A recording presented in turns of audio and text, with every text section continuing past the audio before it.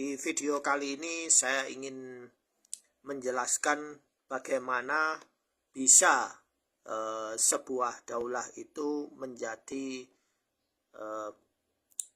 diakui oleh banyak orang umat Islam, baik itu Sunni ataupun Syiah.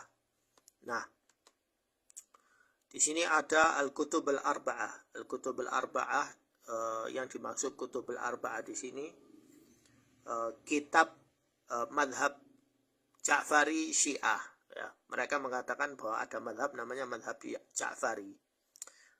Madhab Ja'fari itu memang ada, tetapi madhab Ja'fari itu sudah musnah, artinya sudah termakan oleh zaman. Yang ada adalah madhabnya Buwaihiyah, yaitu madhab versi Syiah Persia. Jadi di sini ada 4 buku atau 4 kitab, yaitu yang pertama Al-Kafi, kemudian Man la yahdhuruhul faqih, kemudian kitab Tahdzibul Ahkam, dan yang keempat Al-Istibsar. 4 kitab ini adalah 4 kitab usul Syiah Imamiyah yang sampai sekarang dipelajari di Iran, di Irak, di Mesir. Bahkan sebagian Syiah di Indonesia mereka memakai 4 kitab ini sebagai usul akidah mereka. Nah, sekarang ini pengarang kitab 4 itu. Yang pertama adalah Al-Kafi. Kitab ini dipenuhi dengan banyak kedustaan. Nah, kemudian ini dikarang oleh Al-Kulaini. Al-Kulaini ini orang Persia, ya.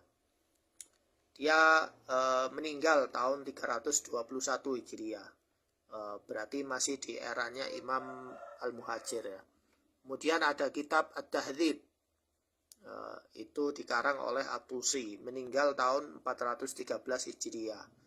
Kemudian kitab Al-Istibsar dikarang juga oleh At-Tusi, seorang Persia juga.